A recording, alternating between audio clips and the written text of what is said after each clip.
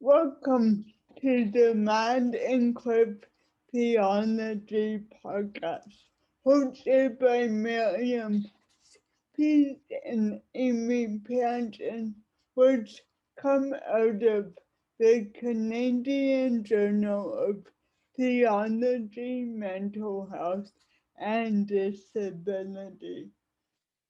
We both live and work on lands that have been homes and remain homes to the Mississaugas of the Credit, the Haudenosaunee, the Huron-Wendat, the Neutral, and the Ojibwe Chippewa peoples and other peoples who have cared for the land. We are grateful for the opportunity to live and work on this land and are mindful of the need to repair broken covenants. This podcast is an opportunity to model how faith communities can engage in theological and spiritual conversations around madness and cripness. If you need a full transcript, you can find our videos on our YouTube channel. We want to say before we begin that topics and conversations we are raising throughout our time together are often hard. They are hard for mad and crip people ourselves, and hard for our families and loved ones. So do what you need to do to take care of yourselves, your bodies, minds, and hearts. And now, here is our episode.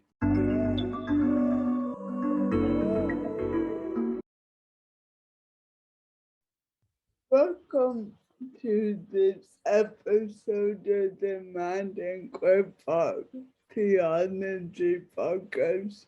We're delighted to be here with Michael and Anastasia, all two of our fine contributors to the fall 2021 issue of the journal. And Amy, Thanks so much, Miriam. And welcome, Michael and Anastasia. It's so nice to see both of you here this afternoon. And we just had a little bit of a technical glitch. We tried to record this intro a few minutes ago, and so we're re-recording it now. So I was just saying it's a bit of a Groundhog Day moment right now. But nevertheless, we still love technology. Okay, so I'm going to ask both of you just to introduce yourselves, let us know your pronouns and also your connection to the journal. And if you could please also give us a visual description of ourselves for our listeners, that would be amazing. So Michael, can I ask you to start us off, please? Sure. My name is Michael Sersch, or Mike is fine. I use he, him, and his pronouns. A little bit about myself. I am married. I have 2 kids from an earlier relationship. I live in the States, in Wisconsin, and work at a mental health clinic that is also connected to a mental health hospital. And we have outpatient services, including Suboxone and Methadone. I am in a kind of sunlit room, have horn rim glasses, cardigan, and a bow tie with a beard and hair that used to be red and is no longer red as time goes on, the ravages of age. And I'm here because I had submitted an article on demonization in political discourse, particularly looking at the Capitol attack in the United States, which occurred a year and a day ago. Thank you so much, Michael. And silver or white hair just means you have a lot of wisdom to impart to the rest of us. So yes, thank you. And so Anastasia, I'm going to invite you to introduce yourself now, please. Thanks, Amy. My name's Anastasia Watson, and I'm an artist and newer academic. I'm in a program at Emmanuel College training to become a psychotherapist and a hospital chaplain. I contributed a photographic essay called Liminal Living to the journal, and it was an exploration of what it's like to live with invisible disabilities and try and maneuver one's way through a very structured academic environment and some of the challenges that go along with that. To pick up on the white hair commentary, I have what my youngest nephew calls superhero hair, and I'll take that. So I have very salt and pepper hair, and I too wear glasses. I'm in a space that's there's a little bit of sunlight coming in. It's a basement studio office with some light and artwork and plants behind me. And I do not have a beard, but I do share that white hair. And yeah, I'm just really happy to be here today. I have a gray sweater on and glasses that somewhat match my hair and my clothes, actually, with black and white rims to them. So nice to be here. Oh, sorry. I use she, her pronouns as well. And I think that was all you asked. Did I miss anything, Amy?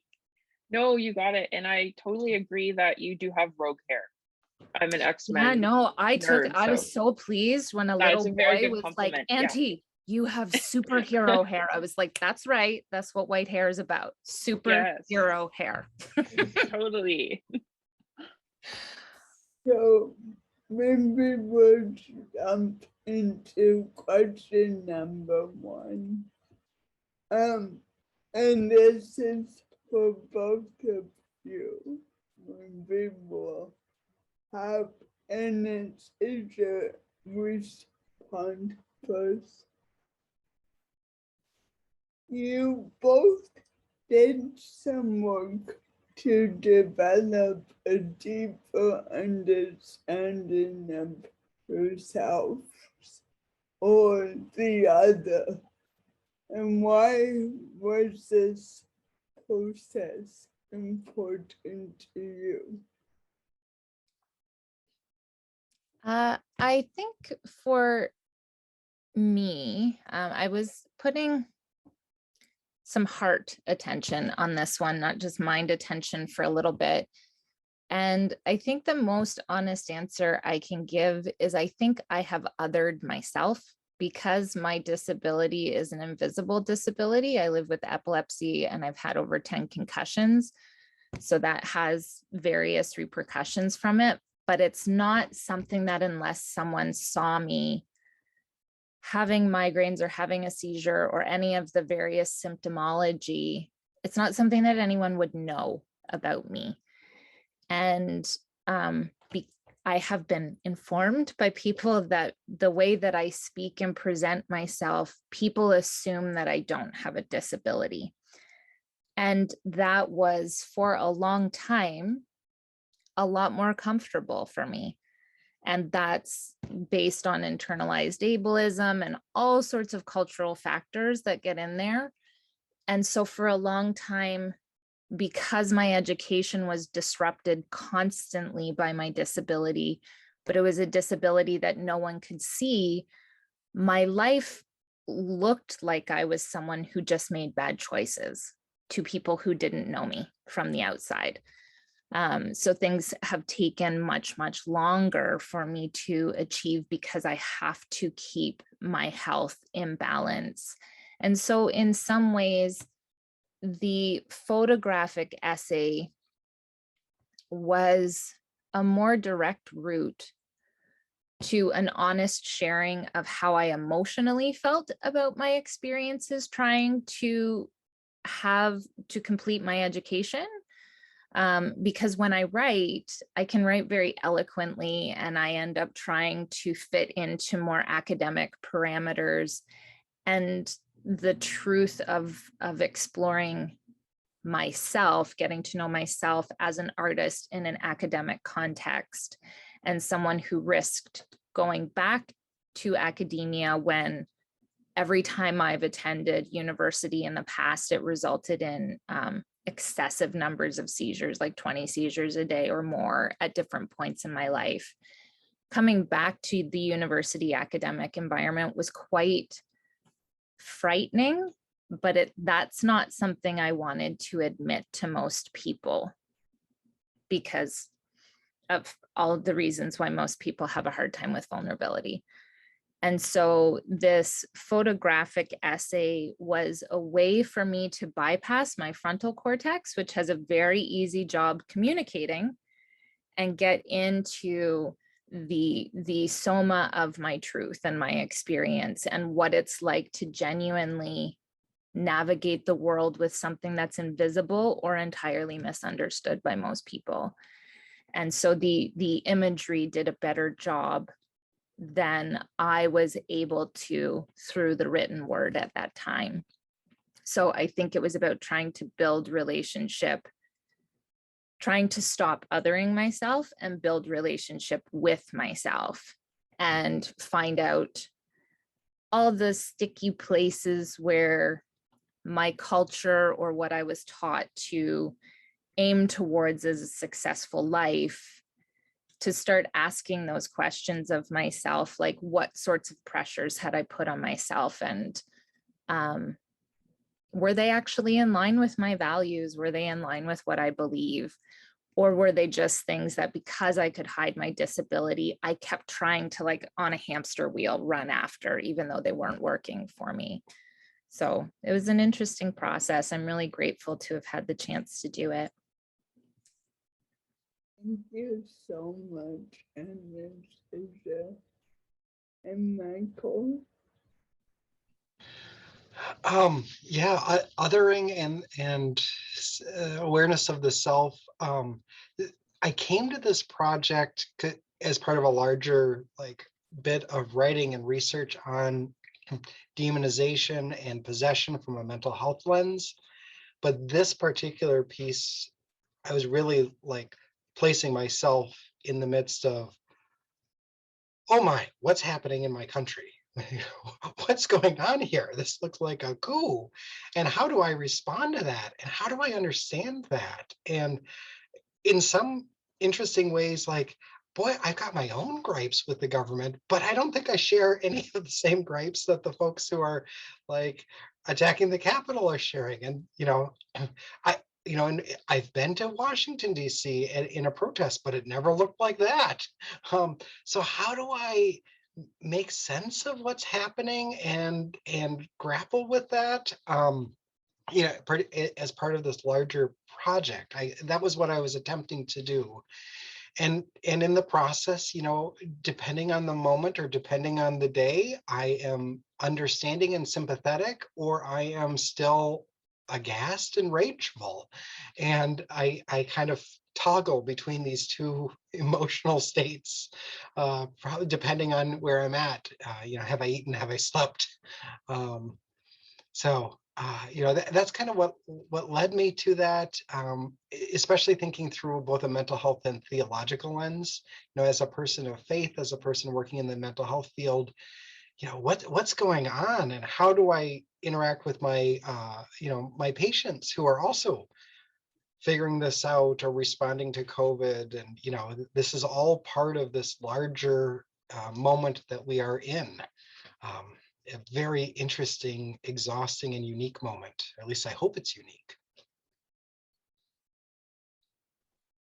Yes, we hope it's unique too, Michael. And it was interesting. I was watching the news yesterday, and even Canadian news was picking up the fact that it's 1 year to the day, and just they were talking about how many people died during the Capitol attack, and it's a big thing. I really do hope that it is behind us now.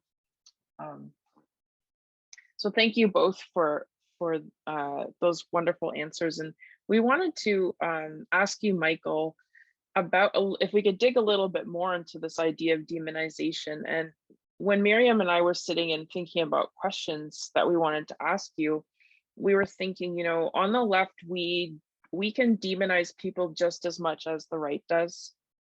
And do you have any thoughts you could offer our listeners about how we move towards love and away from rage, especially in the context of the insurrection? And we wanted to ask you too, a year after the insurrection, is that happening? Or are people moving more towards love and away from rage, and with the people that you're providing care for, even in your own social circles, or does it seem to be going the other way? I mean, the first thing that immediately pops to my mind is the scene in one of my all-time favorite novels by Stephen Mitchell, who, if you're familiar with his work, he does kind of theological and classical translations. He's done the Tao Te Ching and the Epic of Gilgamesh and some other, he's a really neat writer. But he has this novel called My Conversations with the Archangel. And in the novel, these two characters who are both like super into Tibetan meditation are talking about their practice. And one of the things that they're both practicing is this loving meditation. And, they start with like loving mom and then extending further and further and further out and trying to get to people that they don't necessarily like, that they may be opponents with, that that truly are others.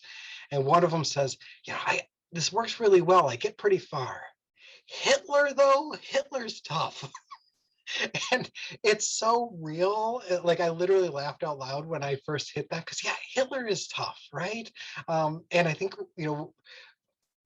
we can have that. And I think trying to have a practice of, loving kindness towards others, whether that is rooted in a Buddhist perspective or a Christian perspective, or, any perspective at all. But really, how do I understand and love this other person? This was, you may be saying something I'm totally opposed to, but you were an infant whose mother cared for them and father cared for them, and other people cared for them. You're worthy of love. Reminding myself of that is helpful. I don't always do it. I fail pretty frequently, but aim for that. The second part of the question, is it happening within the culture, particularly the political culture in the United States? No, I mean, I feel like we steadily get further and further away from it. We just had the beautiful eulogies for Desmond Tutu, and I think he, what a great example of a person who could call out injustice when he saw it, but was also like, let's work towards reconciliation. My hope is that as we can kind of follow these examples of those who look to bridge and connect and understand. I think that South African Truth and Reconciliation Commission has really something to say to the entire world. I would love to see more of that happening in whatever way. I'm not super confident it will occur, but this is I guess where faith comes in, and we can all do our part.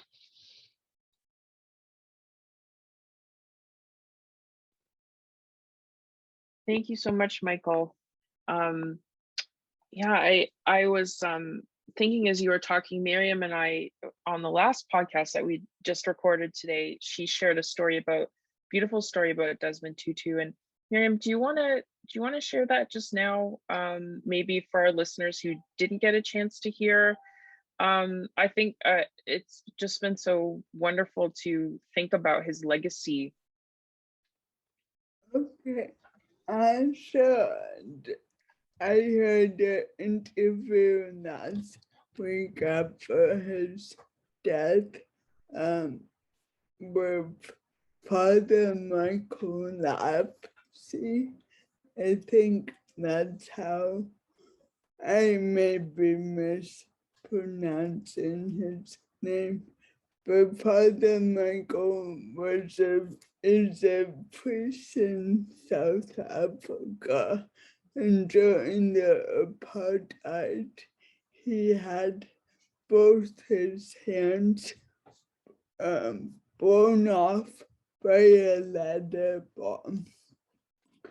And after this happened, he went to his bishop, who said, I have no place to put you now. You're disabled. And then somehow, I forget how, he got connected with Archbishop Tutu, who said, yes, of course, come and serve with me. I have this miniature who's in a wheelchair and this miniature who's blind. So the idea of seeing possibilities in the other is something that I hear in your book also, Michael. So thank you for sharing. And now we'll turn to Anastasia's work for a bit. And you touched on this briefly in the opening, but if you want to say more about how your art help you connect with parts of yourself that others may not know about, and how does art impact your understanding of faith or your practice of spiritual care. And finally, we hope you want to share your photos and talk a bit about them. So, Thank you. I will try and remember the order of those questions, but to start with, absolutely, we can share the photos. That's no problem. So I'll go from last back to first, possibly. So for me, my journey of faith, I think I've doubted myself as someone who is a person of faith because I've had so many questions and I didn't find a sense of comfortable refuge inside of almost any religion, including the one I was born into and the various ones I explored when I was a teenager. And I had a very religiously exploratory youth, I would say, in that I was blessed to have Catholic parents who gave me a United Church set of godparents who were open to letting me, experience Buddhist meditation, and didn't have a problem when I started studying and became a yoga teacher. So there was like a variety of influences in my life. And ironically, it was two Catholic priests who set me on later in life. Like when I was about 5, I met two Catholic priests, Father Charles from Kenya and another priest from when I was very young who was from northern India. And their stories to me in my childhood planted seeds of curiosity about other cultures and how other people live out a relationship to what is mysterious to them and what many people call God or their guru or whatever title to that someone offered, whatever God language someone's using. So art to me was always the most direct place that felt most similar to how I felt when I was in nature. So I would say at this point in my life, I have a fairly strong identification with an eco-spirituality and what many people might call a panentheistic faith. So I really truly experience God in and through people and the world around us, and believe that God expresses God's self through all creatures and is a part of us, but also beyond us. So it's not hierarchical in the way that I've understood it or been taught it throughout my youth. And I find that art is a beautiful tool for removing hierarchies in a lot of ways. Like the practice of art making anyways has this beautiful impact of limiting hierarchy and creating a space where faith can be experiential and participatory. So often art making has been, I don't know how else to describe it other than it kind of also is liminal. It's this in-between space where things that go beyond what I can know or what I can claim to know sometimes emerge. So I find art and the concept of grace, the theological concept of grace, very closely connected for me in my personal experience. And for my artist friends who are vehement that they are not theologically inclined, which is totally okay. And for my theological friends who are very convinced that they're not artists, I do hear everyone describing almost exactly the same emotional state when it comes to either their religious ritual practices or their art making practices. And I can sometimes feel a little bit diffuse because I really feel like I'm in the middle, and it's important to me to be someone who's rooted in a place of integrity. So I have kind of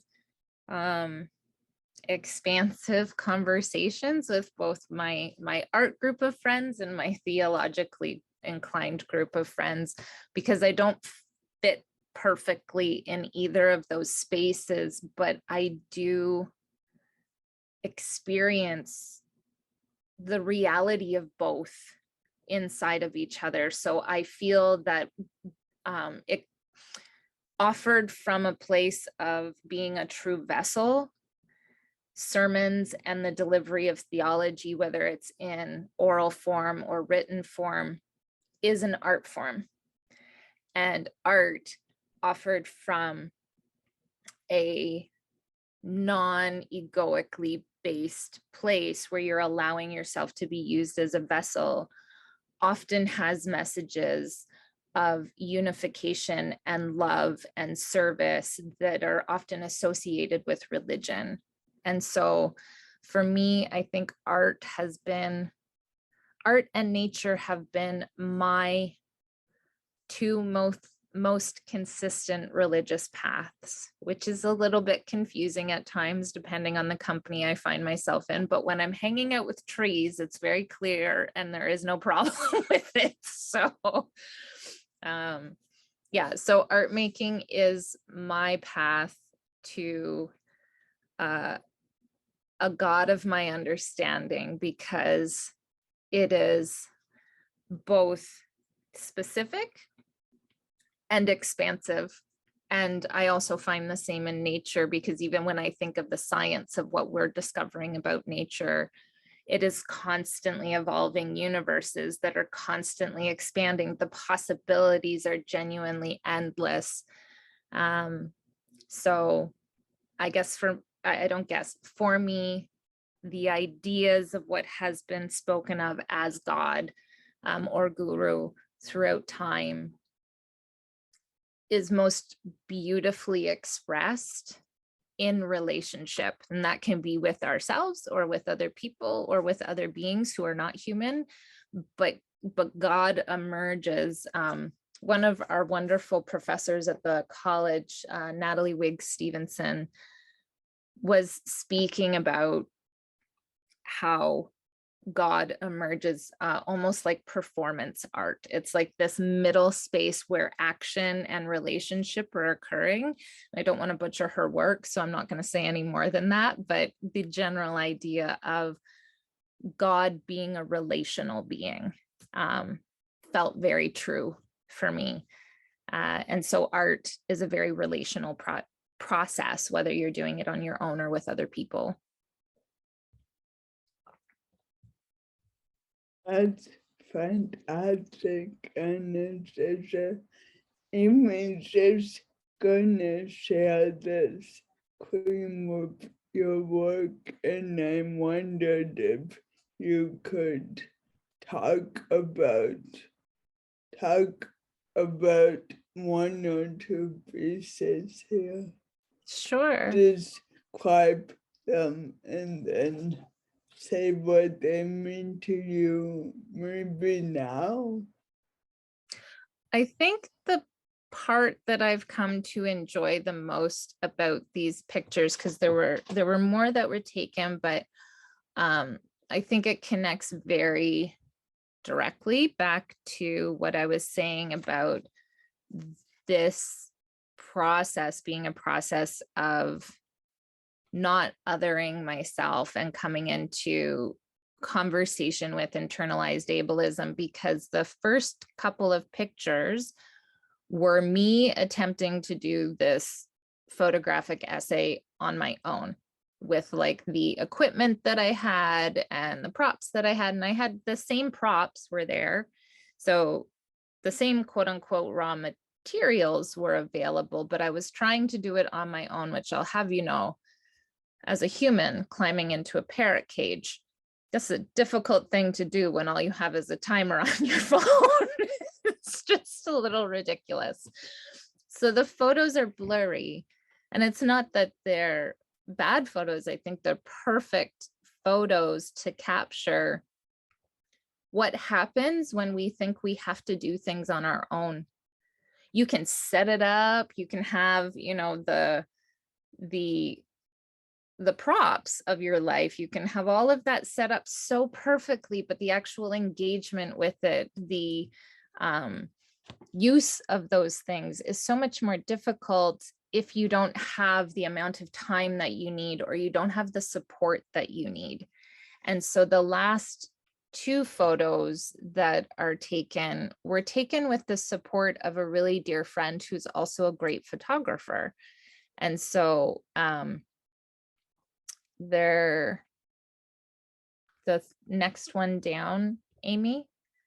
Sure. Anastasia, could you just give us like a, just tell us what the pictures look like for people who are listening? That'd be awesome. No problem. So as I mentioned, there's a parrot cage in these photos. It's a very large bird cage. It's green and rusty. And there is a door that is sort of human sized, but not really. It's meant for a parrot. You can fit in here, but it's designed for a bird and not a person. And that's what makes me an artist. And then there's also very old books. A lot of them are actually 50 to 100 years old. They're leather bound books. And there is a old typewriter.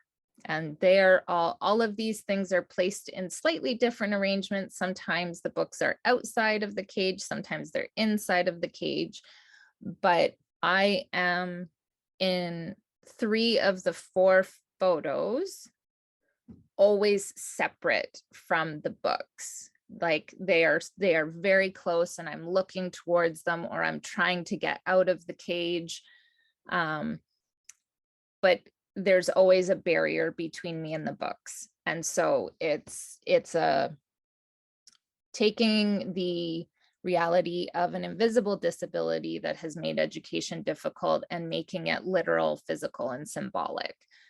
And the very last photo is me no longer separate from the books, but sitting in front of the cage with the door open, and there's a stack of books there, and I'm comfortably reading one of the books, which I found hilarious that there was a book that I had access to that was literally called Endurance. So that's the book that I'm watching and reading, because that's been a big part of the journey, is like sometimes literally having to take years off, but then rallying and getting over any internalized fears or judgment of self, or even just institutional barriers, because a lot of institutions don't like large blocks of time empty on your resume. So learning how to present oneself authentically and honestly and without making excuses, but actually naming the things that I've learned from living with this invisible disability, and what happens when you have to take 3 years off, because you don't not learn things while you're healing. There's a massive process, both emotionally or beyond both emotionally, spiritually, and physiologically, things have to shift and morph and change during these windows of healing. And so learning how to communicate that. And the last photo is just me sitting comfortably reading the book, and having access to the books that I need, as opposed to being separate from them. But the part that I love about it is the actual creative process literally mirrored my educational process. So the first part was just me constantly trying to do it on my own, not having accommodations, not having support, all those sorts of things. And then the last two photos are with the support of my friend who's a photographer, who also happened to have really nice lighting, and I could take breaks so that I wasn't getting migraines, and like all of these things are very true. And even with my friend's support, at the end of the photo essay, I was completely done. Like, even with the breaks and the accommodations and all of that, I needed to rest afterwards. So it's just a really beautiful metaphor and literal process that reflects living with, well, I can only speak to invisible disabilities, but my friends who don't have invisible disabilities speak of a similar process where you have to manage your energy and what you're doing, and make intentional choices in that way. So. So powerful. Thank you for sharing. And for those listening to the podcast, I recommend you go to the journal page and look at the pictures as we're talking now. May I turn it to you? Thanks, Miriam.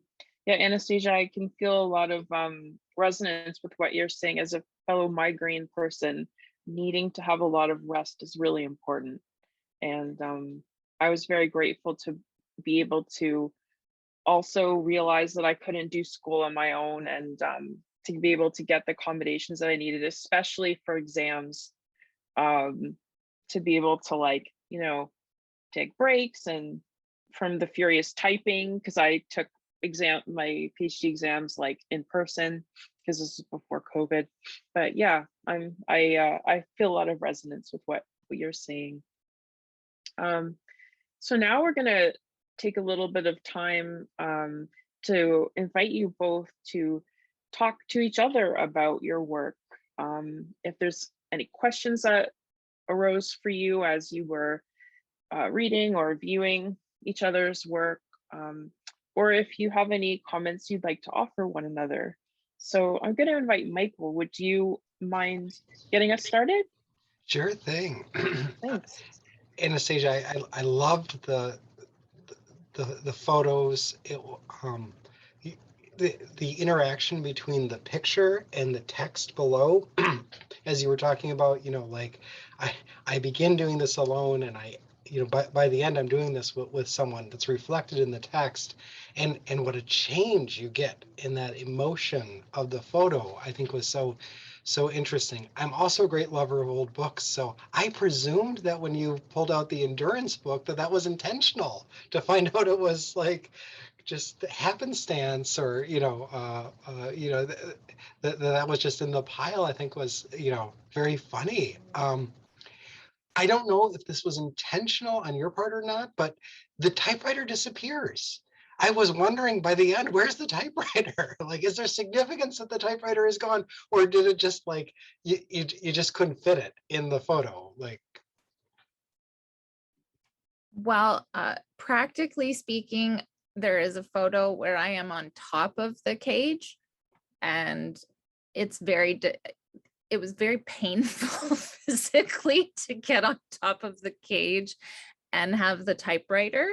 But it was more, there was one photo where like the typewriter was inside of the cage, and I think for me, even though it wasn't necessarily like planned out, as I said, I was going to do this quote unquote all on my own.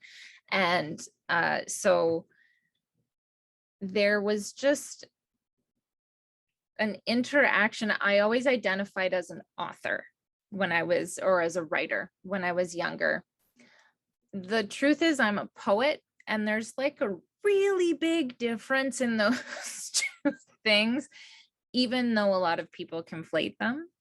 And so the typewriter was more of this part of the process of me being like, does that actually fit? Is that actually a part of like where I'm progressing to? Because the work that I find I'm doing academically right now fits under the umbrella of theopoetics. And as much as my professors are lovely, they're like, you're trying to do something very hard. You're trying to bridge two very different worlds. And that was sort of what the typewriter was signifying, is that I was trying to be this writer. And in the end, it really is more me and the text and how I feel and respond to it. And then I create from that place. So the typewriter disappeared mostly because I'm a poet and not a writer. I can write, but the way I access academic papers, the way I accessed this project was to write a series of poems first. And endurance was an intentional choice once I found out it was an option, but it was literally just in this giant stack of old books. And I was like, this is perfect. So it was intentional and not simultaneously. Yeah, thank you. I mean, it also, the whole series really seems to speak to this theme of liberation. You begin caged, and in the end, you're out of the cage. And there's help, but there's also the enjoyment of the text too. So I mean, it was a very moving series. I'd be fascinated to read the poems that were connected to it. Well, I'll have to keep moving forward in that way. I've got a bunch of them now on the go, but that would be, thank you for sharing. It's such a gift to be able to share one's artwork and then actually hear from the people who it's touched. So I really appreciate your words. Thank you. Amy, am I allowed to just ask a question, or did you want to Oh, you can just go for it. Great. Yeah. Thank Yes. you. Welcome. So Michael, I felt like I learned so much from your work, and that my background is very different from what you were presenting. So I'm hoping that these questions are, in line with what you were aiming for. But the biggest thing that kept coming up over and over again for me was I found your inclusion of braiding sweetgrass fascinating, because I actually know a lot about that text and have a friend who did a documentary with the author. And so I was wondering if you'd be willing to speak a little bit more to, it felt like you were trying to point to positive versions of endism. I don't know if that's an accurate interpretation of what you wrote, but I don't know a ton about that. I've only heard of the sort of heavier, as you said, demonized versions of people who are using that term. So I was wondering if you could dig in a little bit to endism in sort of a more ecologically balanced version, which it felt like you were pointing to. And then my other question is, even though you were pointing to things that were referred to as axes, and then you said potentially they're more schemas, I'm wondering if I know they look and sound different. I'm firmly rooted in the second one of the oppressor and oppressed, and I recognize the limitations of that. But I sometimes wonder whether or not they're all feeding each other and quite similar. And if you think that these axes or schemas that emerge culturally are actually a somatically based stress response and just a part of being human, as opposed to these intellectual concepts we like to think of and like frame our actions under, but whether or not they live more directly in people's fight or flight / freeze or fawn, however detailed you want to get into the neuroscience of it. If you think it's a part of being human, or if you think it's something that's grown out of a dysfunction of humanity. Like if it's something we kind of have to learn how to love because it's inherently a part of who we are as humans, or if something went squirrely and we jumped the shark and now there's these dysfunctional expressions of that. Those were my main questions. Oh man, I can go many places. Those are great questions. Yeah. The first one, endism. So if anyone's not familiar with the wonderful text by Robin Wall Kimmer, Braiding Sweetgrass, she's a Potawatomi member, as well as quite an accomplished botanist, and her book is just it's wonderful, and it's great because you can take it in small doses. Like each chapter is kind of fairly independent, so I find it very refreshing. Like I keep dipping into it. And one of the things that she talks about is this tradition within the Potawatomi and the other two tribes of the three fire tribes, where there's this prophecy that says there are 7 times, and 7 distinctive times that also relate to the 7 spots where the Potawatomi had stopped in their journey from further on the East Coast to where they're currently living in the Midwest. And as part of that, there's the sense of, there's an ecological crisis as part of the 7th fire, the 7th spot, and we can either choose to work together collaboratively and bring about healing, or things are not going to go well. And her point is, we're kind of there, folks. And I think that's very true. We're there, folks. Are we working together, or are we not? Are we going to be serious about climate change? Are we going to be serious about recognizing the dignity of the other person, or aren't we?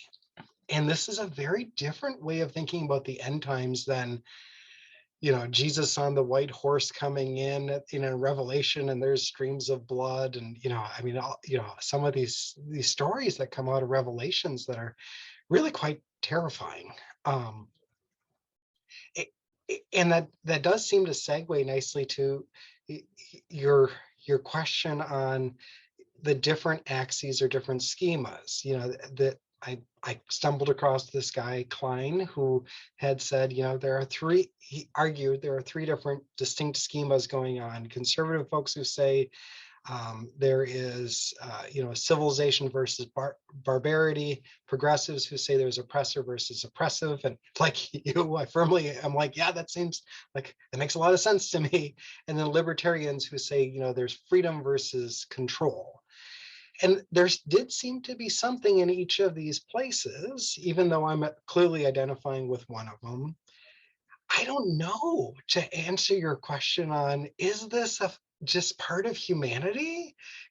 Or is this something that's squirrely and jump the shark? I love that description. Is this squirrely and jump this? I might steal that from you.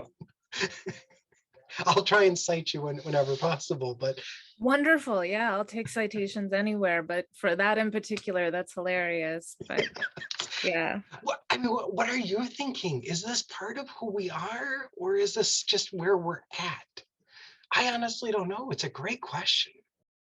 So I had an interesting conversation. I think this would be such a rich place to explore it. Across the spectrum of people that I have relationships with, there are people who focus predominantly on their spirituality as their pathway towards change, or whether or not they even think change is like any of their business. So like a recent conversation I had was a very dear friend of mine telling me that their guiding belief is that they need to tend to their spiritual connection with their guru, and then everything else sort of lines up outside of that. And I love my very dear friend because we were able to have a conversation where I was like, I think that's a real bad idea when it comes to the planet. Like, I think that if we are only orienting towards prayer, that's assuming that something outside of us is going to make the difference when it comes to the ecological crises that we find ourselves in. So that, I mean, I love my friends because that spiraled into a 2-hour wonderful conversation that had lots of layers to it. I can't say I know the answer to the question I asked you. I would be a very wealthy and very different woman if I had the answer to climate change. But I think that for me, I think it's the reporting of humanity. So to clarify that, I think that it's the villainization of what people view as negative or selfish instincts. So somatically based realities, things that were called hedonism. And then as we moved forward in history, we come to the Industrial Revolution, and there's this explosion of business concepts. And then that fits real easily into the oppressor versus the oppressed model, right? Like that's when you start to, it's not that it started there, but it's just really easy to point there. And for me, I think one of the bigger things that's missing is the acceptance or the promotion of accepting that we have all of these qualities inside of us. So even if you identify more firmly inside of one category versus the other, you do have the potential and have, in larger or smaller ways, lived out these qualities. And what I find is that in our social constructs right now, even if you just use Darwin and the whole idea of, you know, I think, therefore I am, and just the misuse of quotes over time, is the idea that we've limited ourselves to what we think and what we believe. And we don't weave that cohesively into how we be and embody our lives. And so we position ourselves in a binary. We position ourselves where it feels like you have to make a choice all the time. And if you don't, that you're kind of pinned to the wall for that. And it's pointed out as a weakness as opposed to a step towards integration or wholeness. But that's as far as I've gone with it. And then I would have tossed that right over to like, what fuels the rage for mostly middle-class white men? I just desperately wanted to ask you that. I was like, where did you go with that?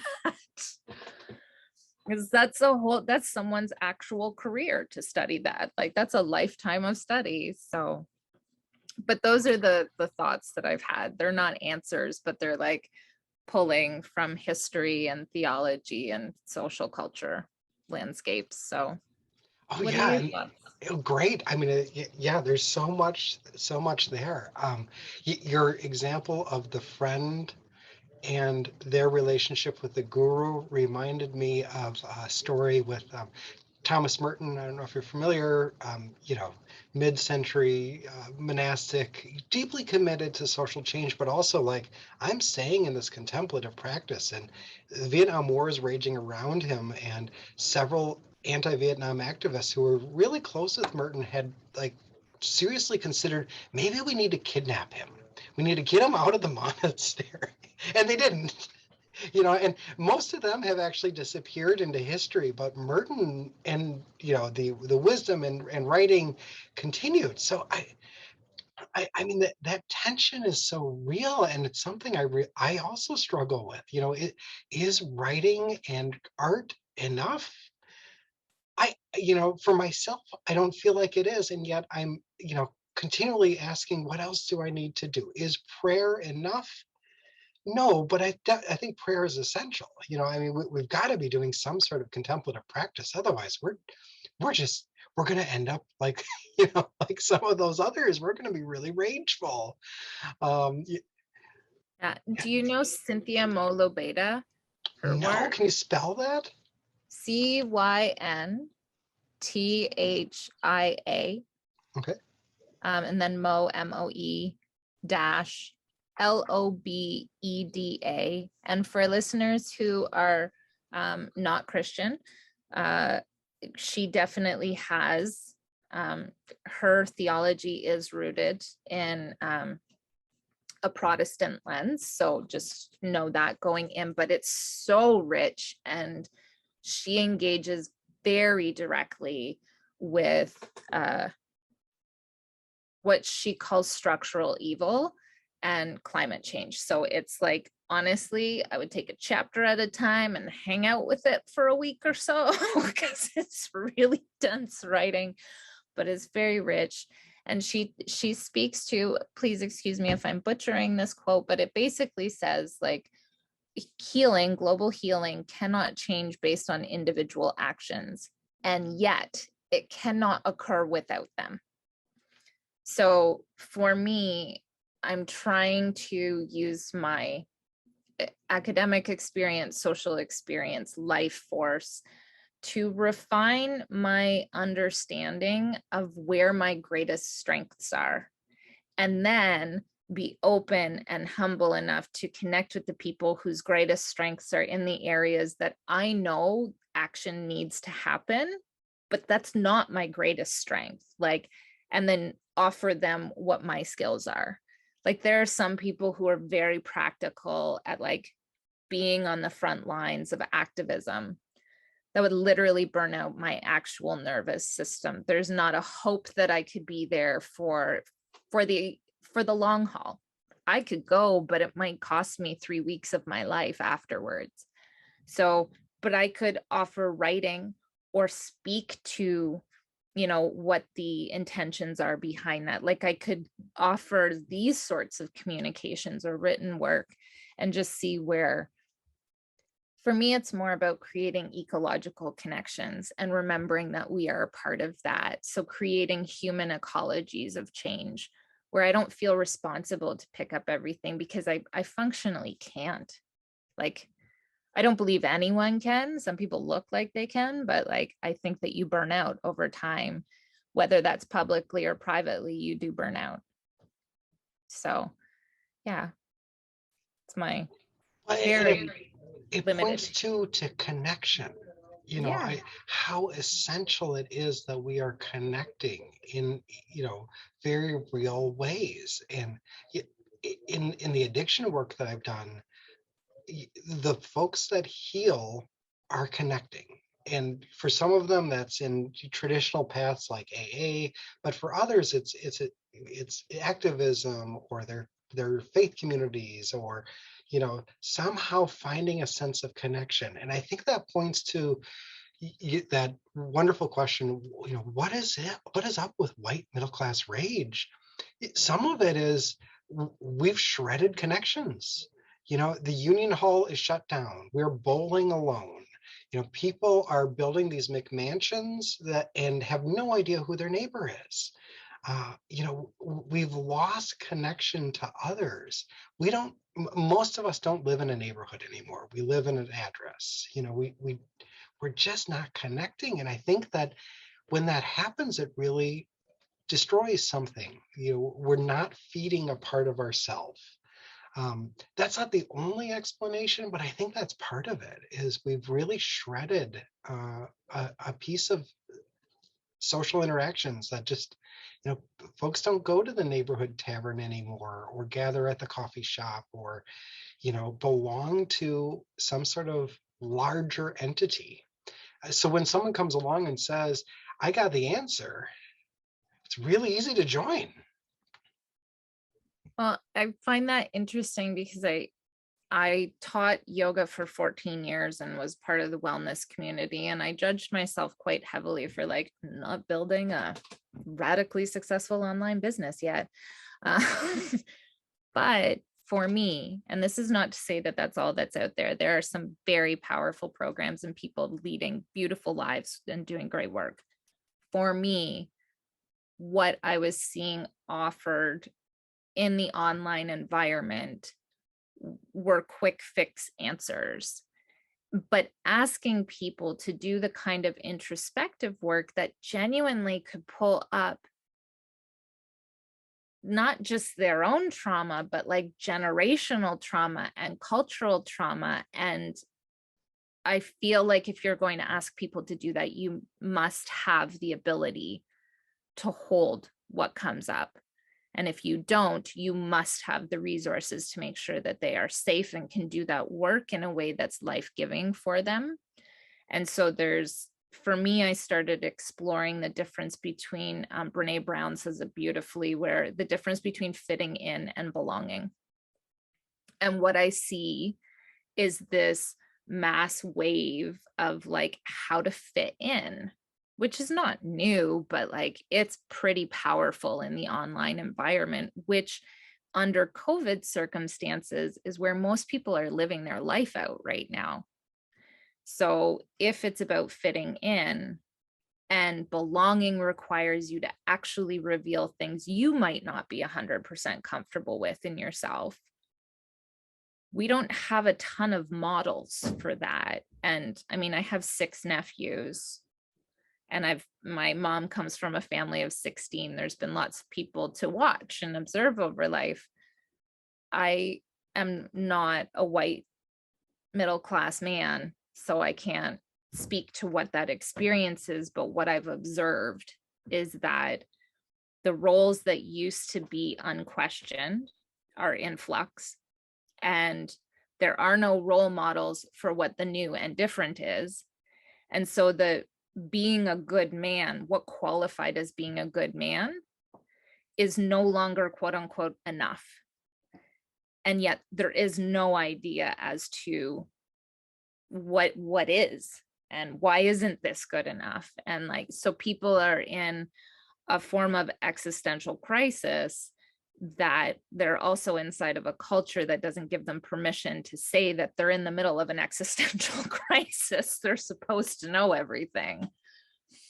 It's I feel that the systems in place really cause harm to all of us. Like it's, you know, and being able to come forward. My one hope for COVID circumstances is that the mental health aspect of life is being more normalized, because everybody in very different ways, the sentence "we are all in this together" drives me crazy. We are all exposed in very different ways, but the aspect of mental health inside of these last 2 years has been revealed to be a commonly shared experience, regardless of your economic or gendered position in life. So, right? Yeah, I mean, COVID doesn't differentiate.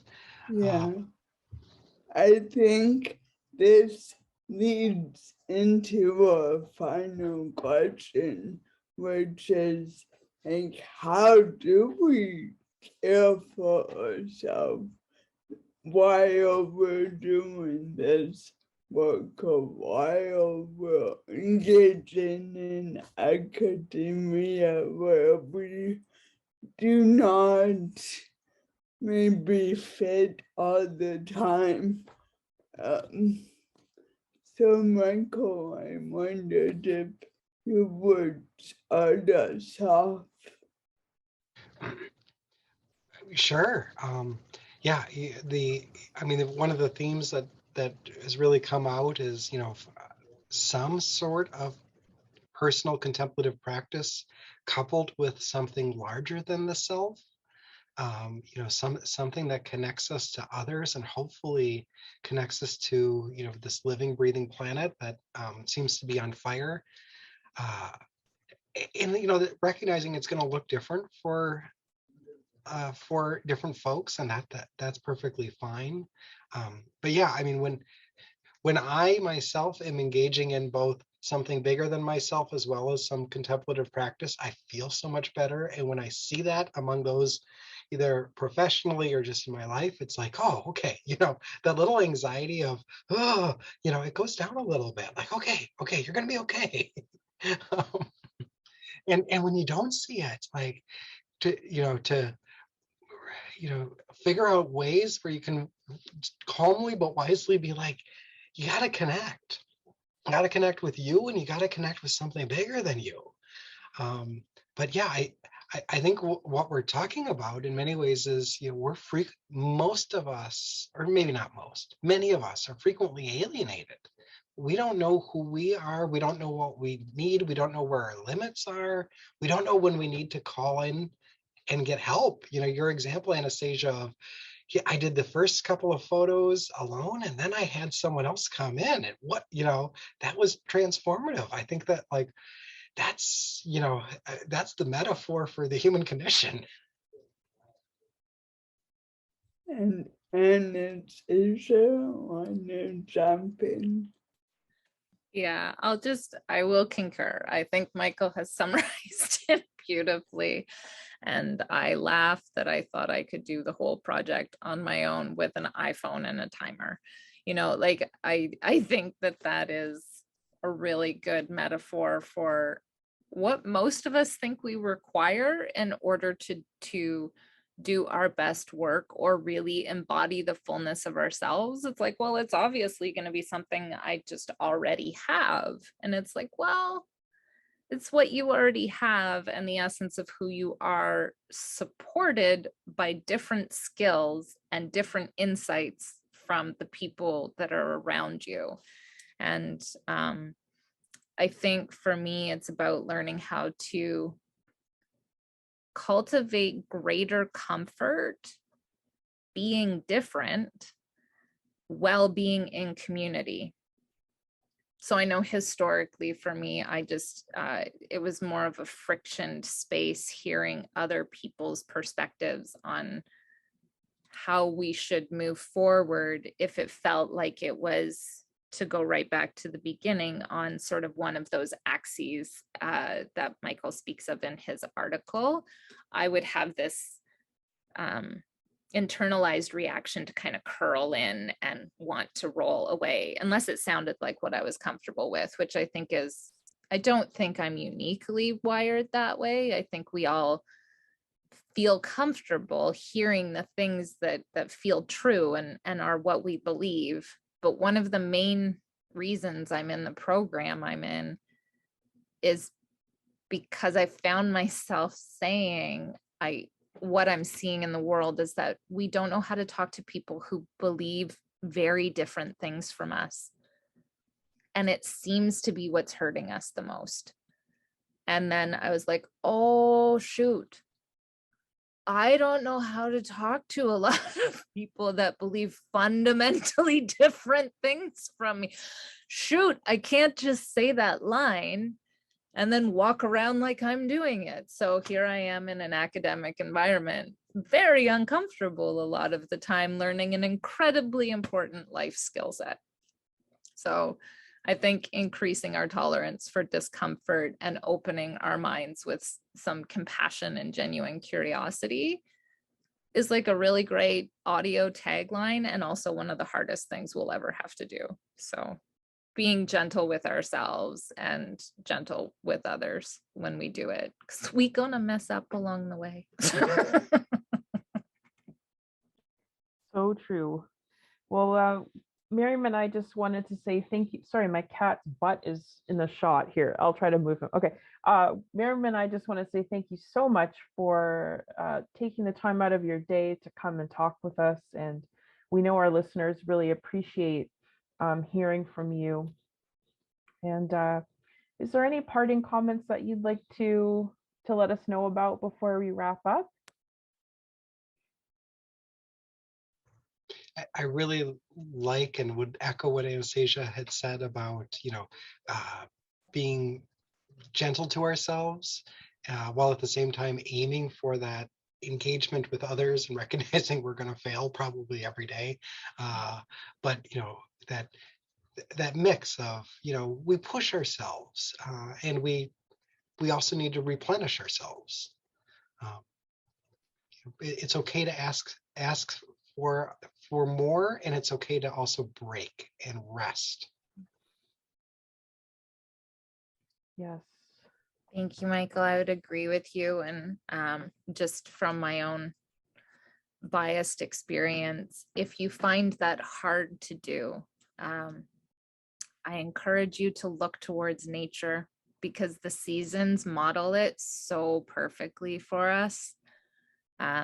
There is always a winter every year, even if you are in a different climate. Like, there is always just a season of resting and regrouping, and then expansion, and finding whatever touch point it is that makes it easy for you to remember that all of life is built on a cycle of independent effort and communal effort and expansion beyond, and that we are a part of a larger ecological system, not separate from it. So thank you so much for having me here today. I really enjoyed chatting and meeting with you, Michael. It was really lovely. Thank you, Amy and Miriam. It was great today. And I'm so honored that we got our cat, the cat, to join us. Yes, he came back. He's famous now. Right, Ollie? Yeah. Hi. All right. Thanks, everyone.